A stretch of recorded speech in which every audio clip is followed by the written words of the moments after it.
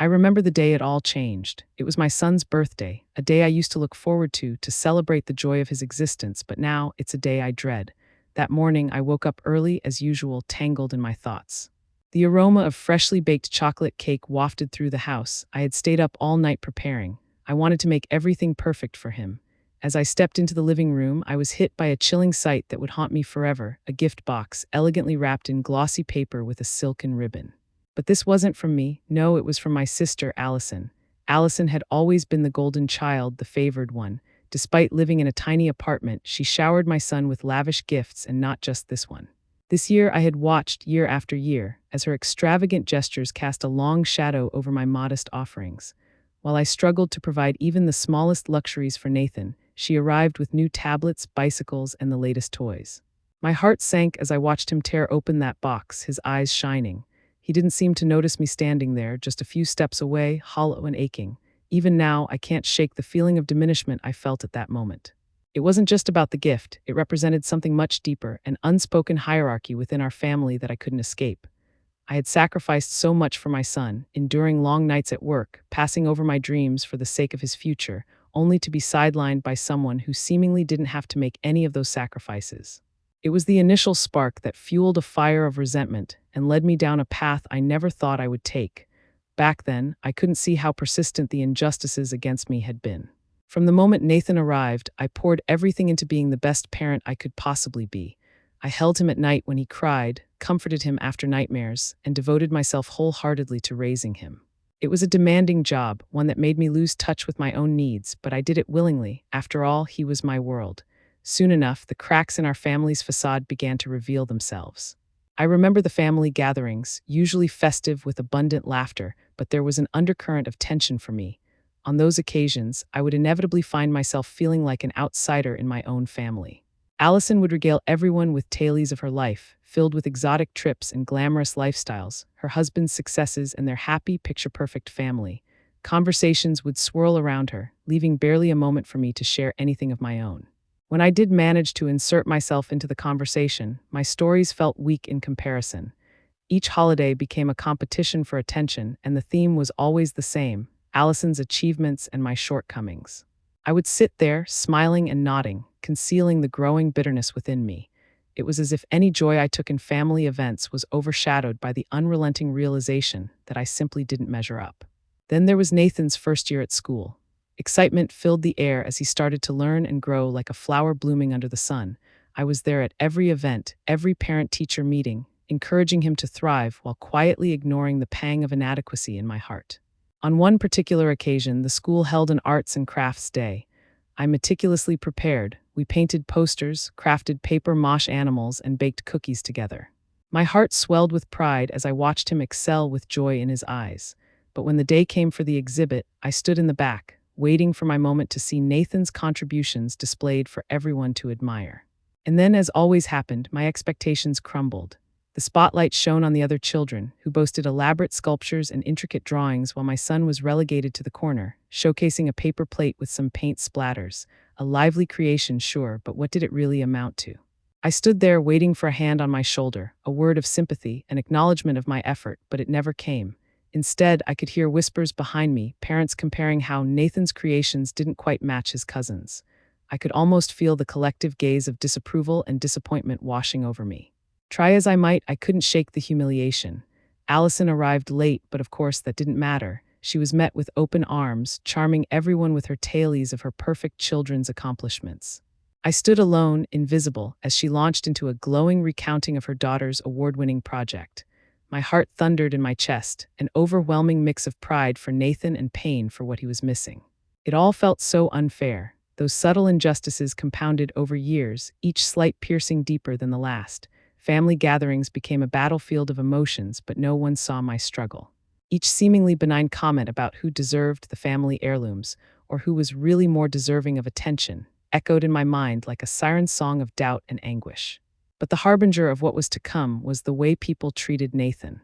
Although I tried my best to instill values of humility and respect in him, he began to absorb the dichotomies of favoritism and neglect enveloping our family.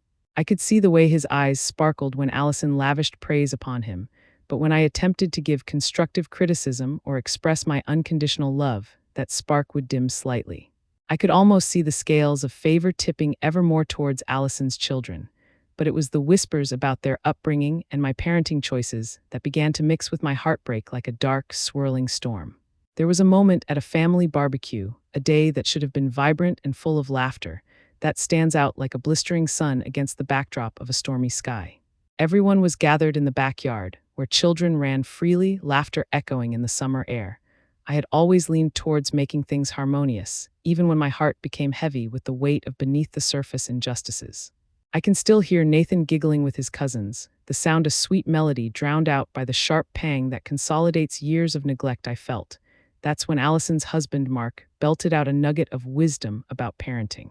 Some kids just need a firmer hand, don't coddle them too much. A little discipline never hurt. I could feel my heart drop. Later, he turned to me with a smirk. You should try it sometime. The laughter around us roared, but my smile faltered.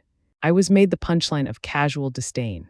The words etched themselves on my skin, revealing the rift between my approach to parenting and the dismissive attitude of those who never truly sacrificed a moment for the struggles of raising a child alone. In that moment, watching my son's laughter mingle with contempt disguised as humor, the realization hit me like an avalanche. This family I was trying so hard to protect had, for so long, become a twisting, suffocating chain binding me to a life of neglect and bitterness.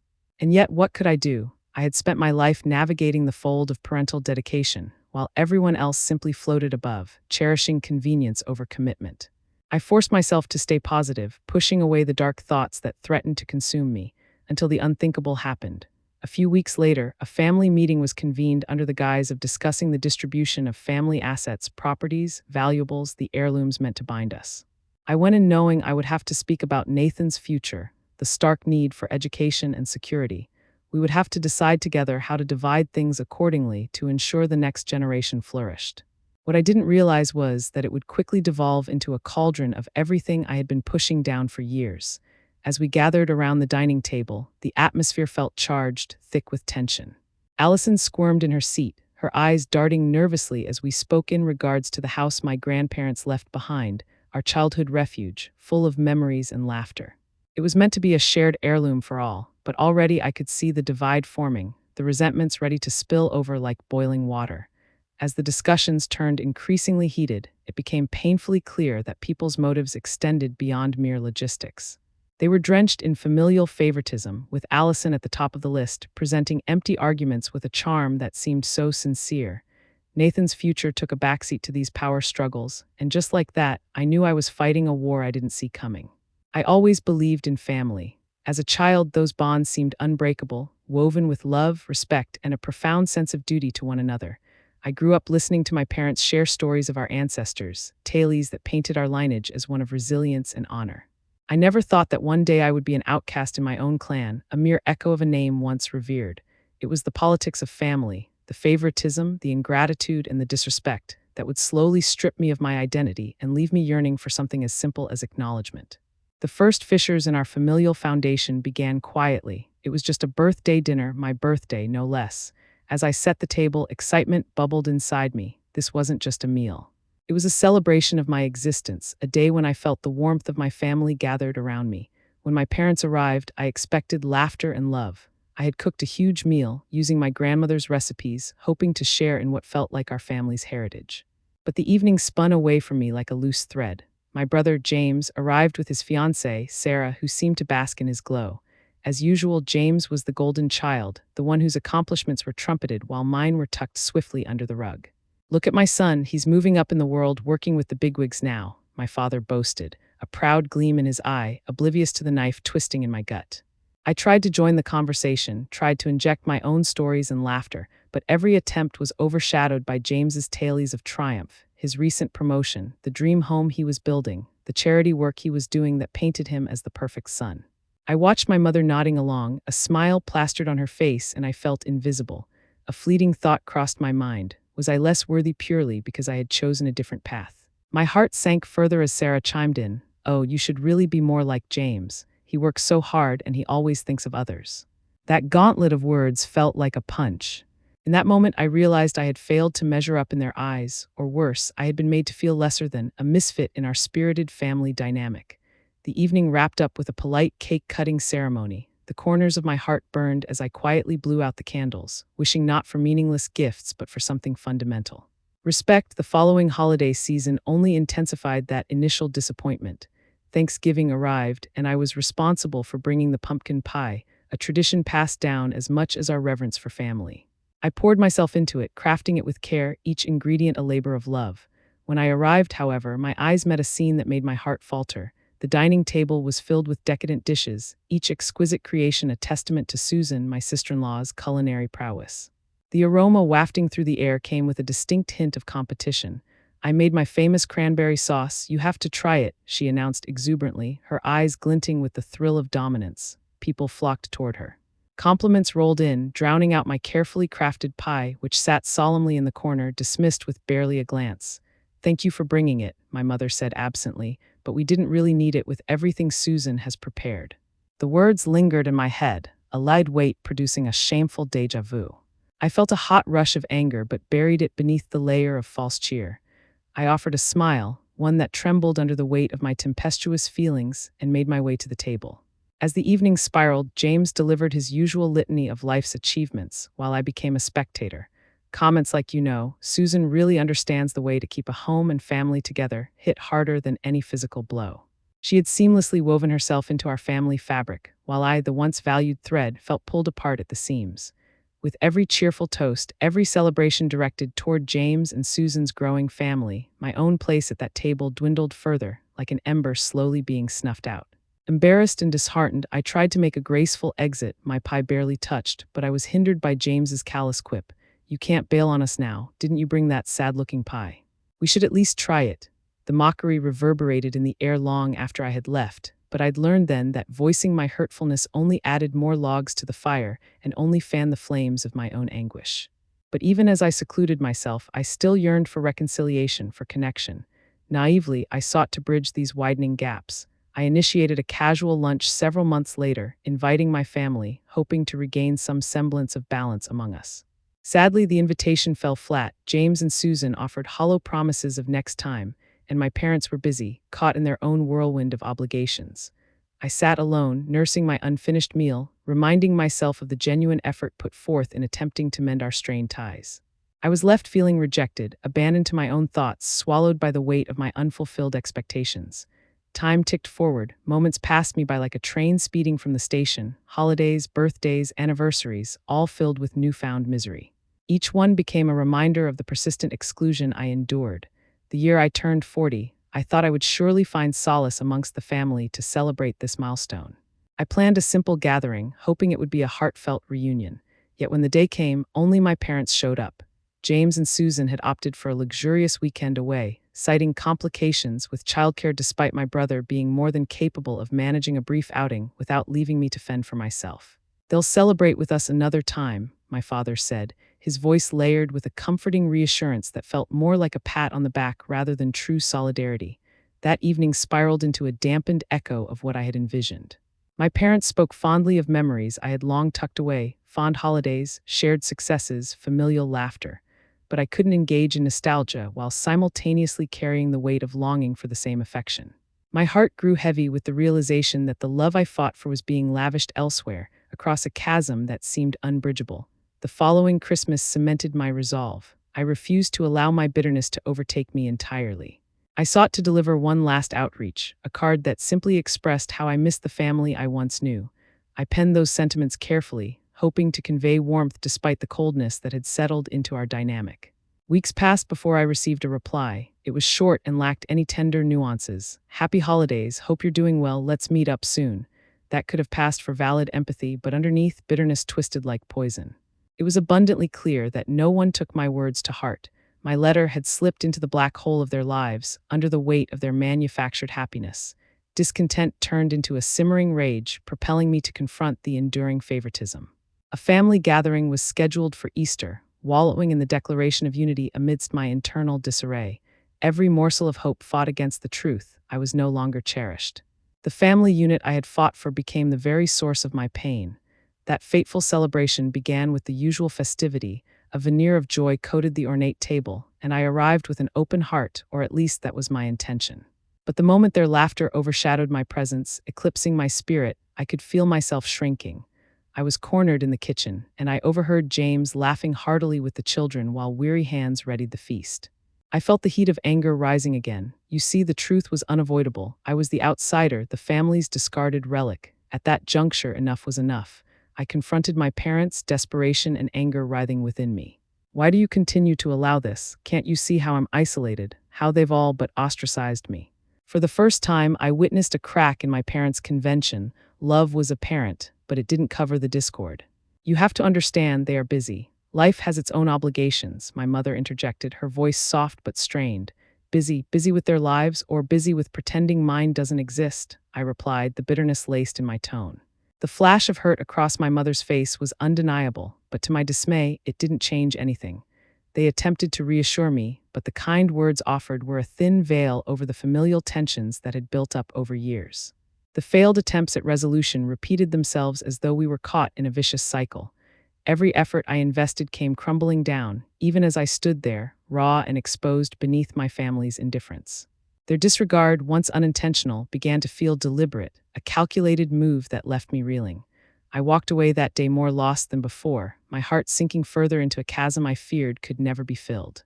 As the weeks rolled on, gatherings continued without my presence. Weddings, anniversaries, and family vacations designed to create shared memories, while I was sidelined, left to watch it all through social media. Each image, each post would cut me deeper. I felt the sting of rejection sear into me every time I scrolled past. The humiliation I felt sunk into a lifestyle.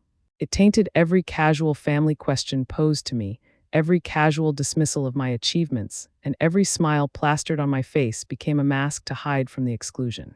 I was a living ghost in the hallways of my family's love. The simple act of coming together turned into a battlefield where I only lost. Until the burden of suffering became too palpable to ignore, I grew bitter. I reached a tipping point when I witnessed another celebratory dinner when James announced his second child's impending arrival. Laughter erupted, and I could feel the momentum bend around me, a magnetic pull toward my brother's excitement while I felt my own reality shatter beneath me. Absorbing it all became impossible. I decided that resolutions should no longer be my quest. What remained was a fire ignited, one that needed releasing, and the thought crept inside my mind, what if this charade could end? What if the roles reversed and justice replaced the innocent bystander I had become? That simmering anger morphing into a thirst for vengeance began to shade my vision, slowly hardening my heart against those I once cherished. As the days passed, I brewed my plans, a slow ripple of justice dancing in the shadows, waiting for the perfect moment to strike. The cracks in our family union, long overlooked, would soon become my weapon, and the very bonds that had once fed my spirit would become the chains that bound them to their reckoning. No longer would I be the scapegoat of family politics, but an architect of their fate. The roles would shift, and I would wield the power of retribution against those who had wronged me. It was a Sunday, a day that should have been filled with warmth and family, a day when old feuds could be set aside, at least for a few hours. We had gathered at the old family home for my mother's birthday celebration. The scent of her famous lasagna filled the air, mingling with the soft sound of laughter and the clinking of glasses. It should have felt like a celebration, but as soon as I walked through the door, I sensed the tension crawling beneath the surface. My sister Angela stood in the corner of the living room, her perfectly manicured nails tapping against the side of her wine glass, while my younger brother, Lucas, leaned against the wall, arms crossed as he exchanged harsh whispers with my father. I tried to push my personal feelings aside, to focus on the joy of the occasion, but there it was, the familiar nagging sensation in my gut, a reminder of the years of resentment clawing at me with every interaction. Despite their attempts to hide their disdain, I could feel their eyes on me, silently judging my every move. Perhaps it was the way I always seemed to have it together while they floundered, or maybe it was just the fact that I had chosen a different path in life, one that didn't align with the family expectations they held so tightly. Whatever it was there, thick as the lasagna sauce on my mother's special dish. We gathered at the table, the air thick with unspoken animosities. My mother, with her bright smile, tried to draw everyone in. "Let's focus on today," she urged. "Today is about family." But her voice trembled ever so slightly, a line drawn across her forehead hinting at her awareness of the divisions within her own flesh and blood. As we settled down to eat, the conversation started innocently enough. Laughter punctuated the anecdotes shared, but a sinister undercurrent quickly shifted the mood. It began with small digs, comments about my career choice. Angela leaned in, her voice dripping with faux sympathy. I'll never understand why you chose that path, she sighed, looking at me with feigned disbelief. You know, some people really see value in stability. Funny how she used that word, stability, when her marriage had crumbled not even a year ago under the pressure of her extravagant spending habits, constantly fueled by our parents' financial support. Yet here I was, the scapegoat for her inadequacies, subjected to her thinly veiled criticisms.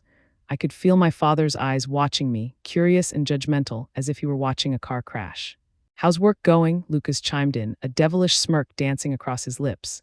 Still playing with your toys, the emphasis on toys grated on me, a bitter reminder of how my family had never taken my passions seriously. I took a deep breath, determined to brush off their jabs. I was not here to start another fight. I wanted to enjoy this meal, a chance to reconnect, to enjoy that happy little bubble of family bliss. But the thought began to fray at the edges when Angela slipped deeper into her vicious barbs. Maybe if you worked harder, you could finally afford that house of your dreams instead of living in that cramped apartment. The pressure of the moment built inside me, a slow burn that ignited into a blaze with every word she spilled. I felt like a stranger in my own family, a sad, misplaced puppet caught in a play I'd never auditioned for. Despite my polite laughter and well-mannered responses, a rage was coiling tighter and tighter in my chest. I thought I was strong enough to endure it, but I began to realize that my resolve was wearing thin, threadbare, ready to snap. And then it happened. As we finished our meal, my mother stood up to excuse the dishes, surely to reinforce her role as the peacemaker. It was a familiar routine she had played for years, never wanting to let familial love fracture, never wanting to acknowledge grudges that ran deeper than the soft, white tablecloth. But then, as if the universe were conspiring against her kindness, Angela seized her moment of opportunity. Mom, I wanted to tell you something, she said, her voice dripping with sweetness, a layer of honey masking the venom underneath. I bought a new place, it's gorgeous, completely renovated with a huge garden. You should see the kitchen, you'd love it. For a moment, a pin could be heard hitting the floor. Everyone in the room looked momentarily stunned, mouths agape, including myself, but then my father broke the silence, a wide beam illuminating his face. Oh, that's wonderful, Angela. I knew you'd make the right choice. You should bring us all over for a barbecue as soon as you can. That was the moment when the tumult inside me reached a breaking point. It wasn't just about the house, this was deeper. Each proud word of Angela's lay bare the fact that she had emotionally stripped away every last ounce of self-worth I had managed to salvage. It was as if, with every exclamation, she was declaring me the loser, the underachiever who would never measure up. The envy, the bitterness, it all collided in an instant, bursting forth from deep within me like a tidal wave. I stood motionless, watching them cheer for Angela's ostentation, the way they clapped and laughed while she fed the fire and I saw red. The rage transforming into something sharp and crystalline, cutting through the facade I had built for so long. The humiliation washed over me like a cold sweat, clammy and sticky. My legs quivered beneath my weight, and for a fleeting moment I felt the urge to scream, to tear apart the very fabric of the perfect birthday gathering, uprooting the flowers, flinging the carefully prepared dishes against the wall. But instead, a steely calm descended upon me, replacing the tumultuous emotions that threatened general chaos. In that instant, as I watched them fawn over Angela, I realized that I was finished. This was it. I was sick to death of playing the victim, sick of sitting quietly while they basked in their superficial glory. Something cold and resolute began to crystallize in my heart, a plan, an intricate design, the blueprints for revenge.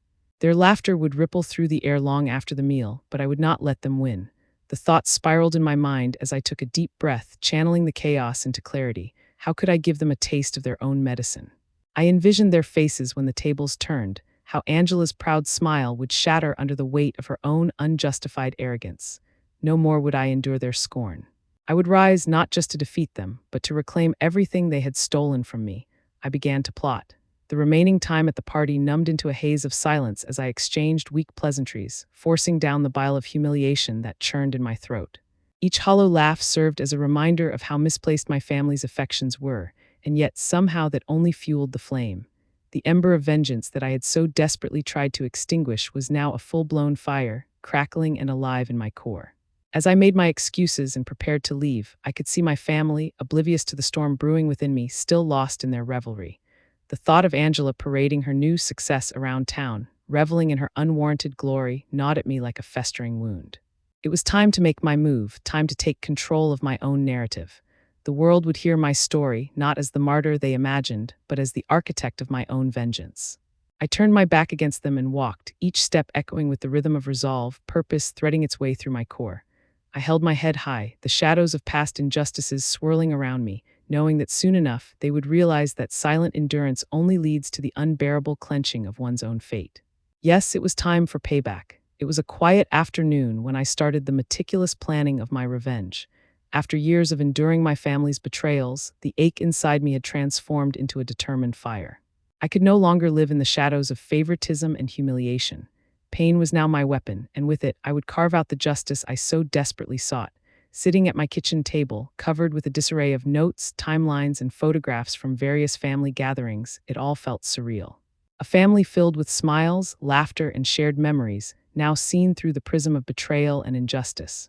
My fingers brushed over a photograph of my brother, David, at Mom's 70th birthday.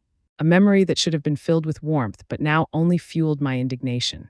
He stood there, boastful, recounting tales of his success while I remained the overlooked child, the one who always had to play second fiddle. The weight of every slight, every insult gathered into a singular moment, the moment I knew that it was time to act. My emotions swirled as I began mapping out my revenge. I had to be smart, gather information, and utilize each family member's insecurities against them. It wouldn't be just an act of vengeance. It would be a symphony of justice composed of carefully orchestrated moves, each one designed to reveal the truth of who each family member truly was. I started with the day of the big family reunion at our late grandfather's estate. The place was sprawling, filled with memories good and bad. It bore witness to years of whispered gossip, echoes of sibling rivalries, and the resurfacing of grievances that had been buried under the facade of family unity. This would be the perfect setting for my plan to unfold. The week before the reunion, I casually reached out to my cousins, weaving a web of conversation that centered around our grandfather's will, an old document that had become a bone of contention within the family. As I spoke with each one, I made mental notes, gathering clues that pointed to the undercurrents of jealousy and greed. It was during these conversations that I became aware of hidden grudges, disappointments, and ultimately the roles they played in the chorus of my family's dysfunction. In my heart, a plan of revenge formed. I would expose each family member's dark secret in front of everyone. Using their own flaws as the ammunition, I would lay bare the truth behind their smiles. The thought ignited a thrill within me. I wasn't just seeking vengeance, but also a cathartic release for long-held grudges, a reckoning that would shatter the silence that had long suffocated us. As the reunion approached, I breathed life into my carefully crafted plot. I gathered evidence, text messages, emails, and even a few confessions I had extracted from unsuspecting relatives over wine-fueled dinners. Each revelation served as a building block for my grand unveiling. David's business dealings, strewn with deceit, Celine's manipulative ways of pitting family members against each other. Aunt Margaret's financial situations that were shrouded in mystery, even my mother's long-standing disregard for emotional support. I felt a rush of adrenaline course through me, understanding that soon they would feel the weight of their actions bearing down on them, just as I had for all these years. On the day of the reunion, the air was electric, filled with nervous anticipation. I arrived at the estate early, clutching a glass of wine, while my heart raced in tandem with my thoughts. The grand room, filled with decorations of family heirlooms and photographs, suddenly felt somber to me, as if even the walls understood the gravity of what was about to happen. I took in the sight of my family members filtering in, exchanging polite smiles and hugs, all superficial gestures, masking the reality of our interconnected grievances. As we sat around the large table for dinner, the atmosphere buzzed with laughter and chatter, but I could feel my blood thrumming in my ears. The time was nearly ripe for unveiling. I could sense the anticipation of my family, blissfully unaware of the storm that was about to break over them. I cleared my throat, feeling the weight of all the gazes turned toward me. They wouldn't have the slightest inkling of the tempest brewing beneath the surface. Before we begin, I'd like to propose a toast, I announced, raising my glass. To family, may we always be truthful with one another. My voice resonated with a calm sincerity that hid the turmoil bubbling beneath. Cheers, they all replied, raising their glasses, unaware of the dagger concealed within my words. As the initial clamor subsided, I shifted the mood with a sinister flourish. I've been thinking a lot about family lately, about loyalty, about honesty. I let those words hang in the air like a tangible thing, watching the glances exchanged among them. Confusion began to mar their smiles, and I reveled in it. Over the years, I continued, it seems we've overlooked the shadows lurking in our own lives, haven't we? We've allowed deception to weave its way into our family fabric. What do you mean? David interjected, his brow furrowing, his face pale, already knowing he was in my crosshairs. "Oh, you'll see, big brother. Let's start with your little venture, your so-called successful business, the one that's built on the backs of desperate people." The murmurs around the table turned thicker, more intense. I could see the realization dawning on my relatives as I laid bare the intricacies of his underhanded deals, the manipulations, the false promises. Gasps filled the room as David's expression morphed from annoyance to creeping fear. "Do you remember inviting that investor to our family dinner, hoping to score more money while doling out falsehoods?" "Stop this," he shouted, but I pressed on, refusing to let him regain control of the narrative. "No, David, it's time the truth surfaced. Your actions affect more than just your finances, they ripple through all of us. Those hardships you've caused can no longer be buried under platitudes." I watched as his face drained of color, feeling a wicked satisfaction at the apprehension gripping his heart. The silence in the room was deafening, broken only by the clink of cutlery pausing mid-meal, unable to digest the accusations hanging in the air. Then I turned toward Celine, my cunning cousin who loved to cultivate discord between family members while pretending to bring us closer. "Do you remember last Thanksgiving, when you told me how you'd convinced Grandma to give you her prized emerald necklace, all the while convincing her that I was untrustworthy?" A look of alarm spread across her face, and the other family members exchanged shocked glances. "Dee, don't lie," she stammered, catching sight of my focused gaze. "Your little games have been toxic," I replied, bitterness and triumph mingling in my heart. "You're a master manipulator, Celine. You could have simply talked, yet you chose deceit instead. How does it feel to know that all your schemes are exposed? And don't think that Aunt Margaret is untouched by your lies." Aunt Margaret's startled expression mirrored my cousin's, resorting to a quiet dread as each piece of my puzzle clicked into place. I detailed how she kept her financial struggles hidden, all the while flaunting her lavish lifestyle, striving to gain sympathy and admiration. I relayed the conversations I'd overheard, the way she'd twisted the family narrative to her advantage. "Did you think we wouldn't notice?" I pressed, emotions flaring, powerful enough to drown out their attempts at protest. "Did you think we'd sit idly by while you took advantage of us?" Each revelation I delivered was like a drop of acid on their pride, melting away their facades. I watched their eyes dart nervously from one to the next, a collective frailty emerging as they began to understand the depth of their selfishness. "Each act of betrayal has a price," I continued, my voice rising, emboldened by the growing recognition of their shame. "Mom supported you all, sacrificing her own happiness for the sake of our family, and yet you've continued to spit on her kindness. Do you know how many times she's overlooked your discrepancies just to keep the peace?" Suddenly, Mom's bewildered expression broke through their facade, her eyes glistening with unshed tears. "I never wanted any of this," she sobbed, her quaking voice puncturing the heated atmosphere. "I just wanted us to be together. I thought I could smooth over the fight. It was never meant to hurt anyone." Hearing her anguish only fueled my resolve further. It reignited the spark of my campaign for justice. David leaned back in his chair, fists clenching in defeat, while Celine's mask of arrogance shattered, leaving her vulnerable. Aunt Margaret's fidgeting betrayed her guilty conscience. The satisfaction I felt at unearthing their transgressions made the effort worthwhile. "And I said, addressing them with the harshness they'd poured onto me for years, have finally no more to gain from this family's lies. I've borne my burdens, lulled into complacency while you thrived on chaos, but no longer." I took a deep breath, letting my emotions pour forth, as cathartic as a long-held secret finally escaping its confines. "We're all flawed, and perhaps I've lost my way too, but at this very moment, this family stands together on the precipice of realization. You can choose to confront your sins or to ignore them, but I refuse to play the victim any longer." The room hung in heavy silence, each gaze weighed down in guilt, each heart racing in uncertainty. The tension hung in the air like an electric charge, and I could sense their collective dread as they contemplated the depth of my revelations. Then came the moment of breakdown. Celine's eyes glimmered with an unshed tear, and then she broke, sobbing openly.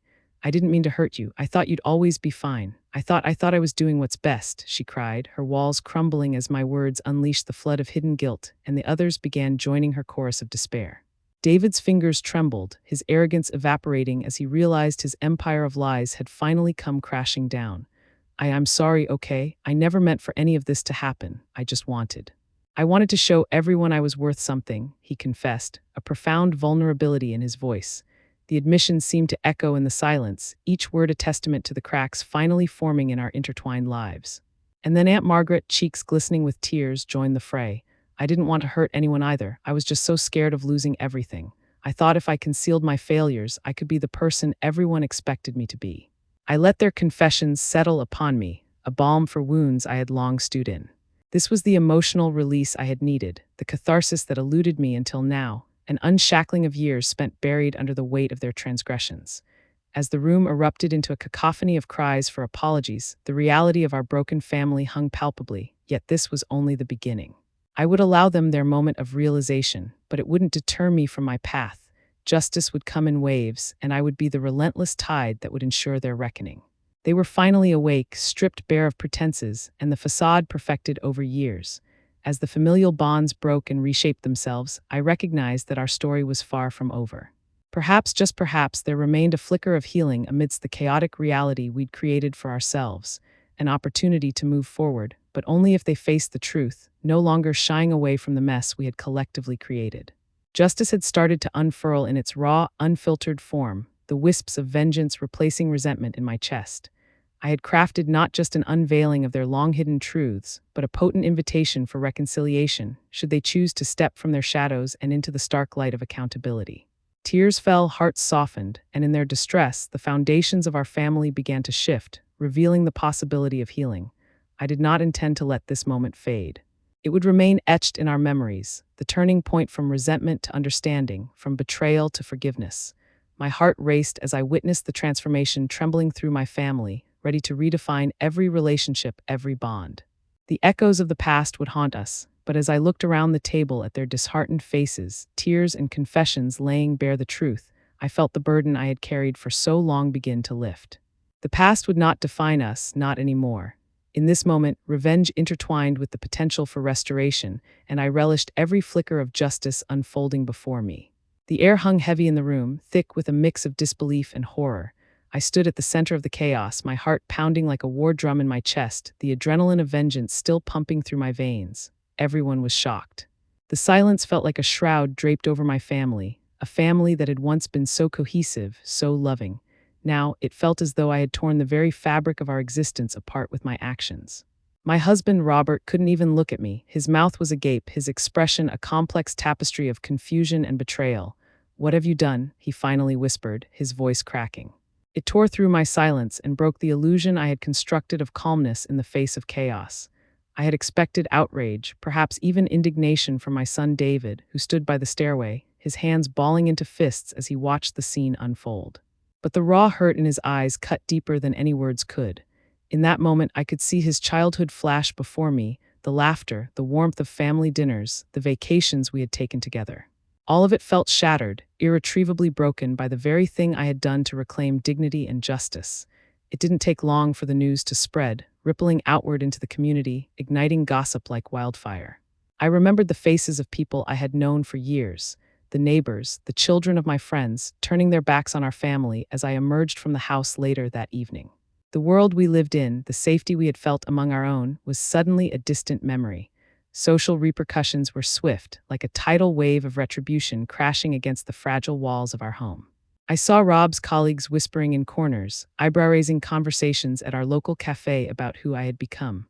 My parents, who had always supported me, now looked at me with a blend of shame and helplessness, their disappointment more potent than any retribution I had sought.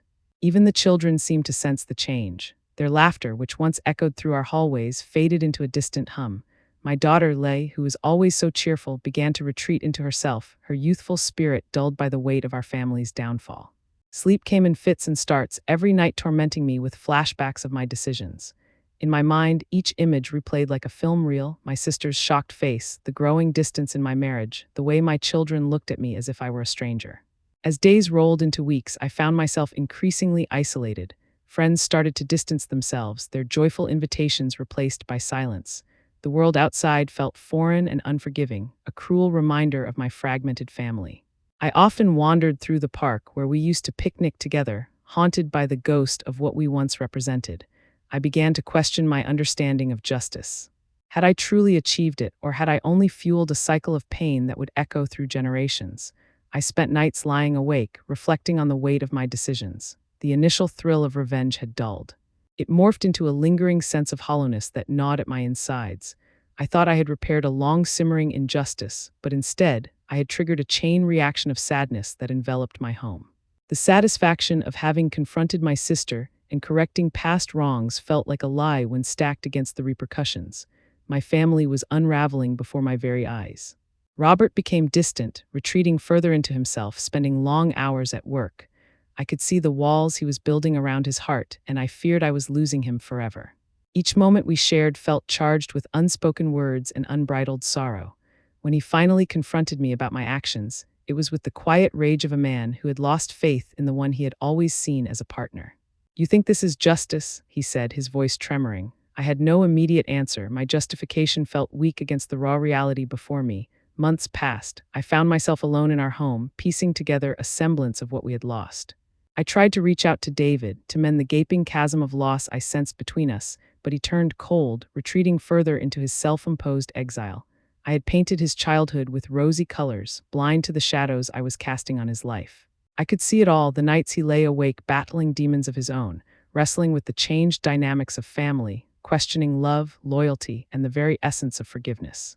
It was one particular afternoon, while cleaning out old boxes in the attic, that I found a forgotten family album.